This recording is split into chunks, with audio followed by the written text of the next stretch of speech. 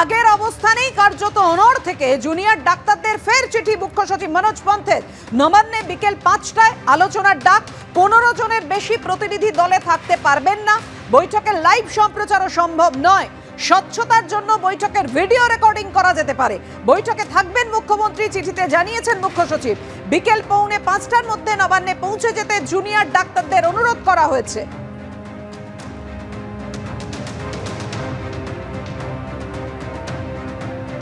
কথা বলবো, আমাদের সঙ্গে রয়েছেন আমাদের প্রতিনিধি অতনু হালদার। অতনু, মুখ্য সচিব এবার যে মর্মে চিঠি দিলেন, কার্যত একই অবস্থানেই তো অনড় রইলেন তারা। দাদা একবারই বলা যায় সেরকমই, যে শর্তগুলো গতকাল জুনিয়র ডাক্তারদের তরফ থেকে দেওয়া হয়েছিল সেই শর্তগুলোর মধ্যে ছিল যেরকম রাজ্য সরকার জানিয়েছিল যে 12 থেকে 15 জন প্রতিনিধি তারা নিয়ে আসতে পারবেন, সেটা জুনিয়র ডাক্তারদের তরফ থেকে বলা হয়েছিল অন্তত পক্ষে 30 জন প্রতিনিধি নিয়ে তারা যাবেন। আজকে এই চিঠিতে বলা হলো 15 জন প্রতিনিধি নিয়ে তারা আসতে পারবেন। আগের অবস্থানে কার্যত অনড় থেকে জুনিয়র ডাক্তারদের ফের চিঠি মুখ্য সচিবের। নবান্নে বিকেল ৫টায় আলোচনার ডাক দিয়েছেন। ১৫ জনের বেশি প্রতিনিধি দলে থাকতে পারবেন না। বৈঠকের লাইভ সম্প্রচারও সম্ভব নয়। অর্থাৎ এই যে শর্তগুলো আন্দোলনরত চিকিৎসকদের, জুনিয়র চিকিৎসকদের তরফ থেকে দেয়া হয়েছিল যে বৈঠকের লাইভ সম্প্রচার করতে হবে, ২৬ জনের প্রতিনিধি, ৩০ জনের প্রতিনিধির কথা তারা বলেছিলেন থাকার জন্য এই বৈঠকে। এবং আজকে রাজ্য সরকারের তরফ থেকে যে মেল গেল, বিশেষ করে বলা যায় মুখ্য সচিব ফের মেল করলেন জুনিয়র চিকিৎসকদের। স্বচ্ছতার জন্য বৈঠকের ভিডিও রেকর্ডিং করা যেতে পারে। বৈঠকে থাকবেন মুখ্যমন্ত্রীর। আগের কোনো চিঠিতে উল্লেখ ছিল না মুখ্যমন্ত্রীর উপস্থিত থাকার কথা, কিন্তু এই চিঠিতে একেবারে স্পষ্ট উল্লেখ রয়েছে বৈঠকে মুখ্যমন্ত্রী উপস্থিত থাকবেন। মুখ্য সচিব এমনটাই জানিয়েছেন চিঠিতে। বিকেল ৪:৫টার মধ্যে নবান্নে পৌঁছে যেতে জুনিয়র ডাক্তারদের অনুরোধ করা হয়েছে। কথা বলবো, আমাদের সঙ্গে রয়েছেন আমাদের প্রতিনিধি অতনু হালদার। অতনু, যে শর্ত জুনিয়র চিকিৎসকরা বেঁধে দিয়েছিল সেই শর্ত তাহলে রাজ্য সরকার মানলো না, মানে এবারে মুখ্য সচিবের চিঠিতে সেটা তো স্পষ্ট হলো। হ্যাঁ দেখো, একবারই তাই। শুধুমাত্র একটা শর্ত যদি তুমি বাদ দাও, যে গতকালের চিঠিতে এইটা উল্লেখ করা ছিল না যে মুখ্যমন্ত্রী তিনি নিজে বৈঠকে থাকবেন কিনা। যেটা জুনিয়র ডাক্তারদের তরফ থেকে দাবি করা হয়েছিল মুখ্যমন্ত্রীকে এই মিটিংয়ে উপস্থিত থাকতে হবে, এবং আজকে চিঠিতে কিন্তু পরিষ্কার করে বলে দেওয়া হয়েছে মুখ্যমন্ত্রী বৈঠকে উপস্থিত থাকবেন। কিন্তু যে প্রশ্নগুলো নিয়ে এখনো প্রশ্ন রয়েছে, যেগুলো জুনিয়র ডাক্তাররা এই চিঠি পাওয়ার পর আলোচনা করে জানাবেন যে তারা এই শর্তে সম্মত কিনা, তার মধ্যে যেটা রয়েছে জুনিয়র ডাক্তারদের তরফ থেকে যেটা বলা হয়েছিল যে অন্তত পক্ষে 30 জন প্রতিনিধি তারা নিয়ে এই বৈঠকে যাবেন, যেটা রাজ্য সরকারের তরফ থেকে বলা হয়েছিল যে 12 থেকে 15 জন তারা প্রতিনিধি নিয়ে আসতে পারেন। আজকে সেখানে বলা হয়েছে 15 জন প্রতিনিধি নিয়ে তারা আসতে পারেন। 2 হচ্ছে লাইভ টেলিকাস্ট, যে বৈঠকের লাইভ টেলিকাস্ট হবে কিনা। এখন এই বৈঠকের লাইভ টেলিকাস্টের ব্যাপারে যেটা বলা হয়েছে যে বৈঠকে লাইভ টেলিকাস্ট হবে না, তবে পুরো বৈঠকটা রেকর্ড করে রাখা হবে, তবে লাইভ টেলিকাস্ট হবে না। এবং তোমাকে যেটা বলি যে বৈঠকে যেটা জুনিয়র ডাক্তারদের তরফ থেকে শর্ত দেওয়া হয়েছিল যে 5 দফা দাবি নিয়ে এই বৈঠকে আলোচনা করতে হবে। কি কি দাবি ছিল জুনিয়র ডাক্তারদের তরফ থেকে? একটা ছিল যে জাস্টিস ফর অভয়া, অর্থাৎ এই নিহত তরুণী চিকিৎসকের খুন এবং ধর্ষণের ঘটনায় কি কি ব্যবস্থা নেওয়া হচ্ছে, তদন্তের অগ্রগতি এবং অন্যান্য সমস্ত দিক, যে কিভাবে এই নিহত তরুণী চিকিৎসক বিচার পাবেন, এই সমস্ত নিয়ে আলোচনা হবে। সন্দীপ ঘোষের সাসপেনশন, তুমি জানো যে দুর্নীতির মামলায় সন্দীপ ঘোষ তৎকালীন অধ্যক্ষ তিনি গ্রেপ্তার হওয়ার পর তাকে সাসপেন্ড করা হয়েছে ঠিকই, কিন্তু জুনিয়র ডাক্তারদের তরফ থেকে যেটা দাবি করা হয়েছে যে শুধু সাসপেন্ড করলে হবে না, সঙ্গে ডিসিপ্লিনারি প্রসিডিংস শুরু করতে হবে। সেই এখনো পর্যন্ত আমাদের কাছে এরকম কোনো খবর নেই যে সন্দীপ ঘোষের বিরুদ্ধে ডিসিপ্লিনারি প্রসিডিংস চালু করা হয়েছে কিনা। তবে জুনিয়র ডাক্তারদের তরফ থেকে যেটা দাবি যে সন্দীপ ঘোষের বিরুদ্ধে ডিসিপ্লিনারি প্রসিডিংস চালু করতে হবে। এবং এই সঙ্গে সঙ্গে যেটা আরও জুনিয়র ডাক্তারদের তরফ থেকে দাবি করা হয়েছিল যে এই যে পুলিশ যে নিষ্ক্রিয় ছিল এবং পুলিশের অদক্ষতা, ইনকম্পিটেন্ট পুলিশ অথরিটি এবং সিপি রিমুভাল চেয়ে তারা চিঠিতে দাবি করেছিলেন যে এই বিষয়টাও যেন বৈঠকে আলোচনা হয়। অর্থাৎ যেটা তাদের প্রথম থেকেই দাবি ছিল যে পুলিশ সক্রিয় ছিল না এবং একই সঙ্গে সিপির পদত্যাগ তারা দাবি করেছেন এবং শুধু তাই নয়, সিপির পদত্যাগের দাবির পাশাপাশি ডিসিপ্লিনারি অ্যাকশন দাবি দেওয়ার জন্য তারা দাবি করেছেন ডিসি নর্থ এবং ডিসি সেন্ট্রালের বিরুদ্ধে। এই পুলিশের বিরুদ্ধে কি ব্যবস্থা নেওয়া হবে সেটাও যেন বৈঠকে আলোচনা হয়, সেই ব্যাপারেও জুনিয়র ডাক্তারদের তরফ থেকে দাবি করা হয়েছে। এবং একই সঙ্গে হাসপাতালগুলোর নিরাপত্তা এবং এই যে সমস্ত গভর্নমেন্ট হেলথ কেয়ারের মধ্যে যে সমস্ত কর্মীরা রয়েছেন তাদের নিরাপত্তা এবং এই সমস্ত গভর্নমেন্ট হেলথ কেয়ার সেন্টারগুলোর নিরাপত্তা, সেই সমস্ত বিষয় নিয়ে আলোচনা করতে হবে। এবং 5 নম্বর কি ছিল, যে থ্রেট কালচার যেটা চলছে বিভিন্ন হাসপাতালে মেডিকেল কলেজে, যে অভিযোগ উঠছে যে সেখানে থ্রেট কালচার চলছে, সেই থ্রেট কালচারের বিরুদ্ধে কি কি ব্যবস্থা নেওয়া হচ্ছে সেই ব্যাপারেও আলোচনা হতে হবে। এখন এই 5টা কন্ডিশন তাদের পক্ষে রাখা হয়েছিল। এখন এই কন্ডিশনগুলো কিভাবে আলোচনা হবে, কি হবে, সেই বিষয়গুলো এই চিঠিতে একদম পয়েন্ট টু পয়েন্ট উল্লেখ করা হয়নি। তবে যেটা জানানো হয়েছে যে এখানে বিভিন্ন বিষয় আলোচনা হবে এবং সেই জন্যই এই বৈঠক ডাকা হয়েছে। এখন এটাই দেখা জুনিয়র ডাক্তাররা এরপর তারা আলোচনা করবেন, তারা আলোচনা করে সরকারকে জানাবেন যে 5টার এই বৈঠকে তারা যাবেন কিনা, গেলে কতজন যাওয়ার তাদের দাবি রয়েছে বা এই শর্ত মেনে তারা যাবেন কিনা, এই সমস্ত বিষয়গুলো জুনিয়র ডাক্তারদের বৈঠকের পরই পরিষ্কার হবে। অতনু, তুমি আমাদের সঙ্গে থাকো। আগের অবস্থানে কার্যত অনড় থেকে জুনিয়র ডাক্তারদের ফের চিঠি মুখ্য সচিবের। রাজ্য সরকারের তরফ থেকে আবার চিঠি গেল ডাক্তারদের কাছে। নবান্নয় বিকেল 5টায় আলোচনার ডাক। 15 জনের বেশি প্রতিনিধি দলে থাকতে পারবেন না। বৈঠকের লাইভ সম্প্রচারও সম্ভব নয়। স্বচ্ছতার জন্য বৈঠকের ভিডিও রেকর্ডিং করা যেতে পারে এবং চিকিৎসকরা যেটা বারবার বলছিলেন, মুখ্যমন্ত্রী থাকবেন বৈঠকে, এমনটা চিঠিতে জানিয়েছেন মুখ্য সচিব মনোজ পন্ত। বিকেল 4:45টার মধ্যে নবান্নে পৌঁছে যেতে জুনিয়র ডাক্তারদের অনুরোধ করা হয়েছে যে বিকেল 4:45-এর মধ্যে জুনিয়র ডাক্তারদের পৌঁছে যেতে হবে নবান্নে। এমনটাই মুখ্য সচিব চিঠিতে জানিয়েছেন জুনিয়র ডাক্তারদের।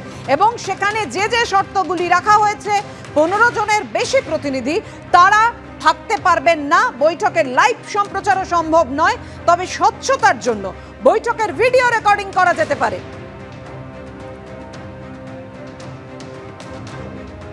আগের অবস্থানেই কার্যত অনড় থেকে জুনিয়র ডাক্তারদের ফের চিঠি মুখ্য সচিবের। আমরা কথা বলছি, আমাদের সঙ্গে রয়েছেন আমাদের প্রতিনিধি অতনু হালদার। অতনু, তোমাকে যেটা বলছিলাম যে আজকে দুপুর 2:05-এ চিফ সেক্রেটারি মেল করে জুনিয়র ডাক্তারদের জানিয়েছেন যে তারা বৈঠকের জন্য রাজি এবং আজকে বিকেল 5টার সময় এই বৈঠক করা যেতে পারে এবং 15 জন প্রতিনিধি তারা নিয়ে আসতে পারেন। তুমি জানো যে গতকালও এরকম একটা বৈঠক হবে, এই পরিস্থিতি তৈরি হয়েছিল এবং সেটা চিফ সেক্রেটারির পক্ষ থেকে মেল করে জুনিয়র ডাক্তারদের জানানো হয় এবং সেখানে জানানো হয় যে 12 থেকে 15 জন প্রতিনিধি তারা নিয়ে আসতে পারবেন এই বৈঠকে যোগ দেওয়ার জন্য।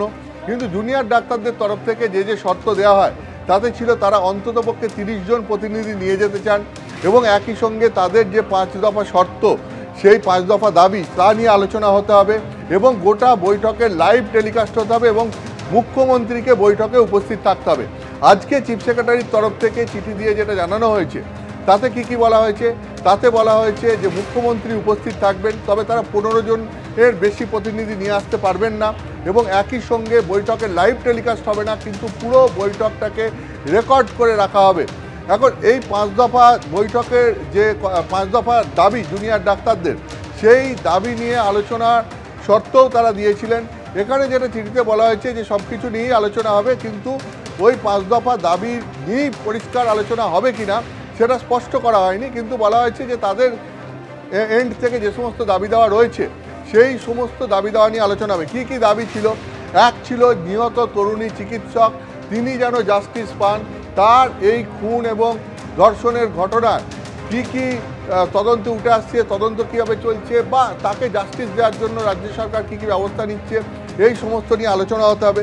দ্বিতীয়ত হচ্ছে সন্দীপ ঘোষের সাসপেনশন এবং ডিসিপ্লিনারি প্রসিডিং। আমরা জানি সন্দীপ ঘোষকে সিবিআই দুর্নীতির মামলায় গ্রেপ্তার করার পর তাকে সাসপেন্ড করা হয়েছে ঠিকই, কিন্তু তার বিরুদ্ধে ডিসিপ্লিনারি প্রসিডিংস এখনও চালু হয়েছে কিনা এই ব্যাপারে নির্দিষ্ট খবর নেই। ফলে ডিসিপ্লিনারি প্রসিডিং সন্দীপ ঘোষের বিরুদ্ধে চালু করতে হবে, শুধু সাসপেনশন নয়। তৃতীয়ত কি, যে action against incompetent police authority এবং রিমুভাল অফ বিনীত গোয়েল, অর্থাৎ সিপির অপসারণ চাই এবং এই পুলিশের বিরুদ্ধে ব্যবস্থা নিতে হবে এবং শুধু সিপির অপসারণ নয়, এখন যেটা দাবি জানানো হয়েছে যে ডিসিপ্লিনারি অ্যাকশন নিতে হবে ডিসি নর্থ এবং ডিসি সেন্ট্রালের বিরুদ্ধেও, এবং proper security for all hospitals and government health care centre, প্রত্যেকটা হাসপাতাল এবং গভর্নমেন্ট হেলথ কেয়ার সেন্টারের জন্য উপযুক্ত নিরাপত্তা ব্যবস্থার আয়োজন করতে হবে।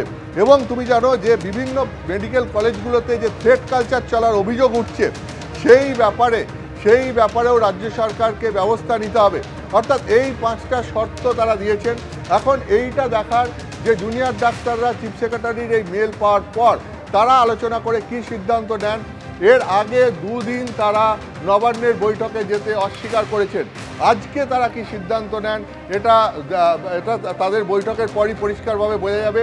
জুনিয়র ডাক্তাররা ঘোষণা করলেই এটা পরিষ্কারভাবে বোঝা যাবে যে আজকের নবান্নের এই বৈঠকের ডাকে তারা সাড়া দিচ্ছেন কি দিচ্ছেন না। একদমই অতনু, অর্থাৎ 5 দফা দাবি জুনিয়র চিকিৎসকদের তরফ থেকে, এবং সেই 5 দফা দাবিতেই টানা অনড়, যে কারণে আপনারা একদম 2 দিন ধরে দেখছিলেন যে স্নায়ুর লড়াই চলছিল কার্যত রাজ্য সরকারের সঙ্গে জুনিয়র চিকিৎসকদের। আজকে সিনিয়র চিকিৎসকরা তারা পাশে এসে দাঁড়িয়েছেন এবং প্রথম থেকেই তারা জুনিয়র ডাক্তারদের পাশেই ছিলেন, এবং গত কয়েকদিন ধরে শুধুমাত্র ইমেল চালাচালি হয়েছে, এক তরফ থেকে আরেক তরফের ইমেল এসছে, কিন্তু কোনো রফা সূত্র বেরোয়নি। আজকে যেভাবে আমরা দেখলাম মুখ্য সচিবের তরফ থেকে চিঠি এলো, আগের অবস্থানেই কার্যত অনড় থেকে নবান্নের বিকেল 5টায় আলোচনার ডাক, 15 জনের বেশি প্রতিনিধি দলে থাকতে পারবেন না, বৈঠকের লাইভ সম্প্রচারও সম্ভব নয়, স্বচ্ছতার জন্য বৈঠকের ভিডিও রেকর্ডিং করা যেতে পারে। কথা বলবো, আমাদের সঙ্গে রয়েছেন আমাদের প্রতিনিধি অতনু হালদার। অতনু, লাইভ সম্প্রচার সম্ভব নয়, এটা একেবারে স্পষ্ট করে আজকেও জানিয়ে দেওয়া হলো। রফা সূত্র বেরোনোর কতটা সম্ভাবনা রয়েছে অতনু? তুমি জানো এর আগে নীলরতন সরকার মেডিকেল কলেজে একটি ঘটনা ঘটেছিল, সেখানে একজন জুনিয়র চিকিৎসককে প্রহৃত হতে হয়েছিল এবং মানে তিনি রীতিমতো প্রাণ সংশয়ের মধ্যে যখন পড়ে গিয়েছিলেন, সেই সময় জুনিয়র চিকিৎসকরা একটি আন্দোলন করেছিল এবং সেই আন্দোলনের যখন আলোচনার প্রস্তাব দেওয়া হয় সেই নিয়ে নবান্নে আলোচনা হয়েছিল এবং সেখানে মুখ্যমন্ত্রী নিজে উপস্থিত ছিলেন এবং সেই আলোচনা যেটা হয়েছিল সেটা লাইভ টেলিকাস্ট হয়েছিল। এবং সেখান থেকেই জুনিয়র ডাক্তারদের যেটা দাবি যে অতীতে আগে এরকম উদাহরণ আছে, এবং 2 হচ্ছে যে তারা অনেকে মিলে আন্দোলন করছে, এই আন্দোলন একদম সমস্ত জুনিয়র ডাক্তারদের আন্দোলন, ফলে যেহেতু তারা অনেকে মিলে আন্দোলন করছেন এবং সবাই যেহেতু প্রতিনিধি হিসাবে বৈঠকে থাকবেন না, কিন্তু আন্দোলনের অংশগ্রহণকারী হিসাবে যেহেতু সকলে রয়েছেন, ফলে এই আন্দোলন এবং তার জেরে এই যে আলোচনায় বসা হচ্ছে, এই আলোচনায় কি হচ্ছে, তার থেকে কি রেজাল্ট আসছে, সেখানে কি কি নিয়ে আলোচনা হচ্ছে, সেইটা জানার সবার অধিকার রয়েছে। ফলে যারা প্রতিনিধি হিসাবে যাচ্ছেন না, খুব ক্ষুদ্র একটা অংশ প্রতিনিধি হিসাবে নবান্নে যাবেন, তাহলে বাকি আন্দোলনকারীরা তারা বৈঠকে কি হচ্ছে কিভাবে তারা জানবেন, তাদের জানার জন্য লাইভ টেলিকাস্ট জরুরি। এটাই হচ্ছে জুনিয়র চিকিৎসকদের দাবি, যে যদি সেখানকার বৈঠকে লাইভ টেলিকাস্ট হয় তাহলে পরে এই আন্দোলনে অন্যান্য যে সমস্ত জুনিয়র ডাক্তাররা অংশগ্রহণ করেছেন তাদের কাছেও স্পষ্টভাবে এইটা উঠে আসবে, এটা থাকবে যে এই বৈঠকে কি আলোচনা হচ্ছে।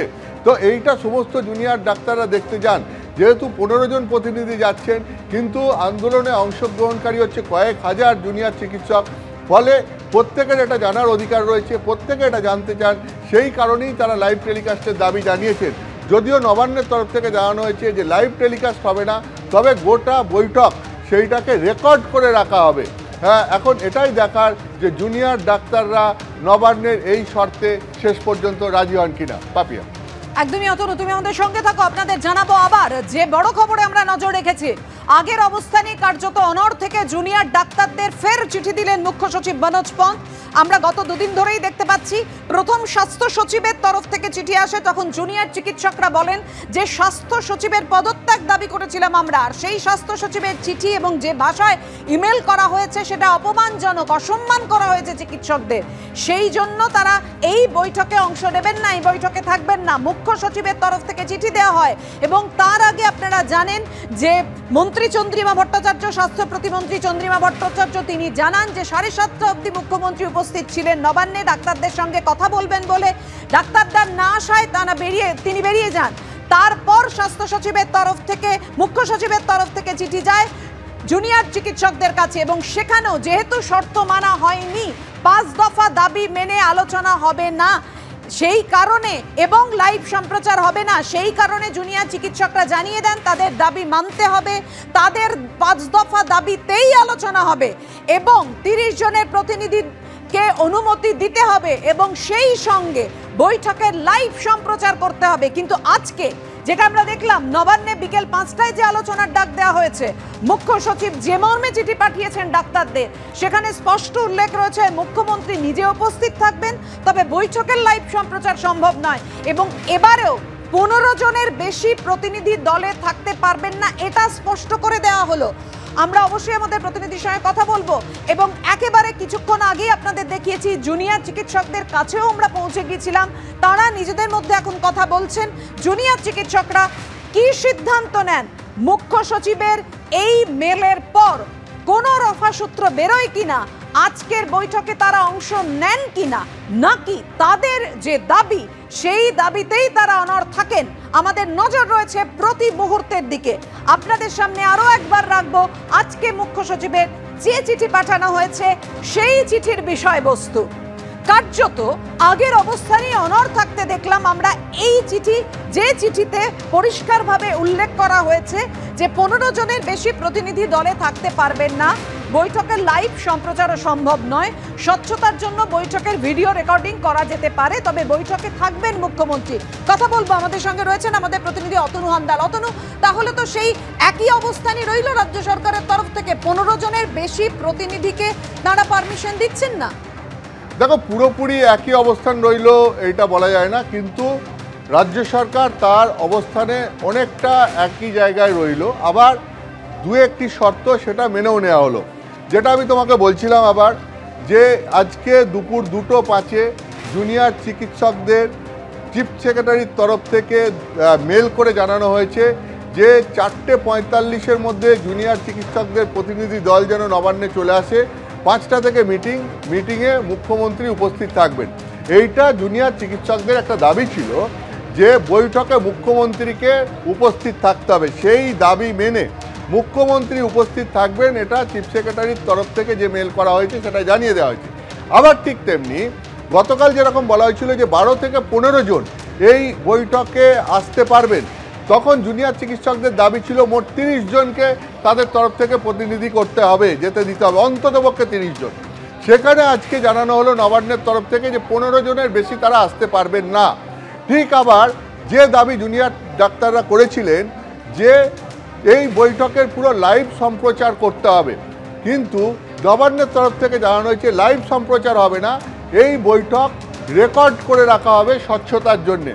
আসলে যে জায়গা থেকে জুনিয়র ডাক্তাররা এই লাইভ সম্প্রচারের দাবি করেছিলেন সেটা হচ্ছে যে প্রায় 7,000-এর ওপর জুনিয়র ডাক্তার এই আন্দোলনে সামিল, প্রায় রাজ্য জুড়ে 7,000-এর ওপর জুনিয়র চিকিৎসক রয়েছেন। এখন তাদের মধ্যে বেশিরভাগই এই আন্দোলনে অংশ নিয়েছেন এবং যেহেতু তারা আন্দোলনে অংশ নিয়েছেন, একটা ক্ষুদ্র অংশ সেখানে যেতে পারবে প্রতিনিধি দল হিসাবে, তাহলে বাকিরা বৈঠকে কি হচ্ছে তারা কি করে দেখবেন, কি করে জানবেন, সেই কারণে তারা লাইভ সম্প্রচারের দাবি করেছিলেন। এখন সেই দাবি নবান্নের তরফ থেকে মেনে দেওয়া হয়নি, ফলে এইটাই দেখা জুনিয়র ডাক্তাররা বৈঠক করে তারা এই বৈঠকে যাওয়ার ব্যাপারে কি সিদ্ধান্ত নেন। একদম যে যে বিষয়গুলো রাজ্য সরকার মেনে মুখ্য সচিবের তরফ থেকে আজকে আবার ইমেল গেল জুনিয়র ডাক্তারদের কাছে, এবার জুনিয়র ডাক্তাররা কি সিদ্ধান্ত নেয় আমাদের নজর থাকবে সেদিকে।